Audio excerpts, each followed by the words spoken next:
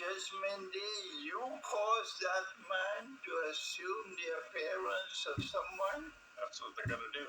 And he who never claimed to be the Messiah, he was crucified. That is an act of injustice.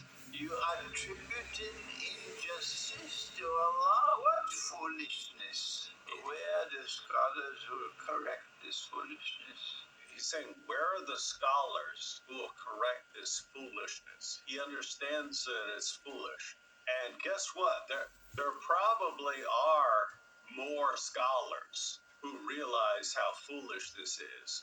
But you can't say anything because you'll be targeted. You'll be targeted like you're a heretic for denying what the mainstream view of the Quran is. It reminds me of Sheikh Yasser Qadi with the whole holes in the narrative interview. Every scholar who knows the history of the Quran, every last one of them knows that this idea that, the Quran's been perfectly preserved right down letter is complete nonsense. Every last one of them knows that. And yet they can't say it. They can't say a word because they'll get eaten alive by the Ummah. And, you deny the perfect preservation of the Quran. This is heresy.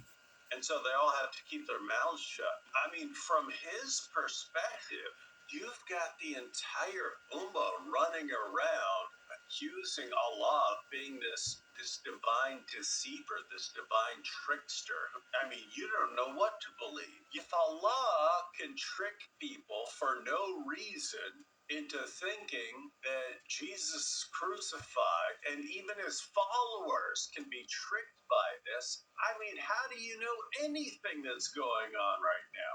Maybe Allah's tricking you about all of us, and we're not here. Maybe I'm in Antarctica right now, and Allah's just tricking you into thinking. You don't know what to believe if you believe in this cosmic trickster. He recognizes, guys, this is nonsense, and it's shame on him, shame on you for saying this. Allah took his soul. Allah took his soul. They thought he was dead. See, now he's breaking it down very simple on what happened. They thought he was dead in the full sense of his soul not being returned. They thought he was dead. They took down the body. Took down the body, so Jesus was on the cross. They put the body in the cave. Put the body in the cave, so he's buried. They sealed the cave. Sealed the cave. Allah returned the soul. Allah returned the soul, resurrection. As simple as that. Simple as that. Nobody knew that the soul was returned. Some people knew, his followers did. And Allah raised him. But let me warn you one more time. In case you guys didn't understand me the first time when I warned you. If you stick with this theory of substitution, you are going to be in a pathetic state on Judgment Day. Death means Allah took away your soul but didn't return it. If Allah takes your soul when you're on the cross, and then they bury you and so on, and then he returns your soul, you didn't actually die. And so he says that's what the Quran is actually saying here. You don't need all of this stuff about God tricking and deceiving people for no reason into thinking that Jesus died.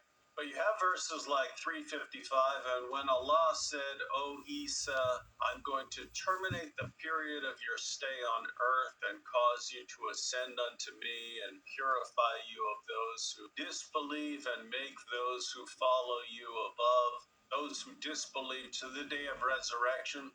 I normally quote this to show that Allah is promising to protect the followers of Jesus until the day of resurrection, which doesn't make sense if you think the Apostle Paul came in there right afterwards and corrupted everything. Doesn't make sense if you ever, because notice Allah's going to protect them until the day of resurrection. That's a long time, right? But You can look at the beginning of this verse. I'm going to terminate the period of your stay on earth. You can find translation which translate this as you're going to die. That's the normal usage. Translators have to take 4:157 into account in their translations and act like this isn't standard language for someone dying in Islam. 3:145. And a soul will not die but with the permission of Allah. If according to the Quran, nothing dies, soul doesn't die but with Allah's permission, then when you say, I thwarted Allah by killing Jesus, no you didn't. What are you talking about? What are you talking about? This is part of Allah's plan. Look at 3:169. Reckon not those who are killed in Allah's way as dead. They are alive. Very important verse, ladies and gentlemen, for understanding. If you wanted to interpret 4:157 in some light other than the standard Islamic narrative, if you're killed for Allah, which Jesus was, don't say they're dead, they're alive. So did you actually, if you think you killed someone like Muhammad or Jesus or anyone according to Islam, did you actually kill them? No, you didn't. They're alive. 5:117, this is Jesus talking. He says, I did not say to them anything except what you did enjoin me. Serve Allah, my Lord and your Lord, and I was a witness of them so long as I was among them. But when thou didst cause me to die, thou wert the watcher over them, and thou art witness of all things. This is Jesus speaking to Allah. And notice there Jesus talks about dying. So a Muslim would have to interpret this in light of Surah 4, verse 157, and say, this is after Jesus returns.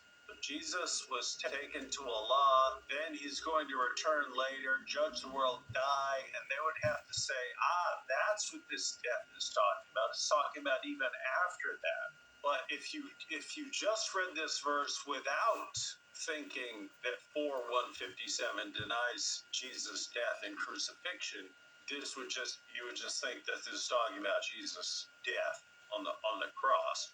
And then, of course, another very important one, 8:17, you did not slay them, but it was Allah who slew them. You were a mere instrument that Allah was using to achieve what he wanted. Get your minds around this, because just 8:17 by itself, let alone some of these other ones, just 8:17 by itself should start making you wonder what the Quran is saying. Notice, is Allah saying the people weren't killed? That it didn't happen? That these people didn't die?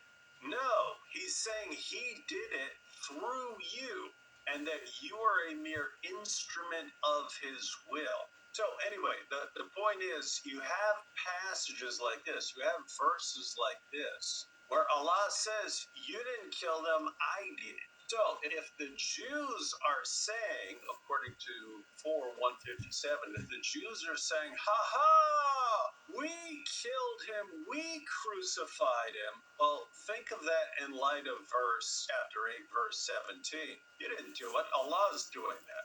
And the idea that no one can die except by Allah's permission, if you read it in that context, in light of other things the Quran says, you look at this and go,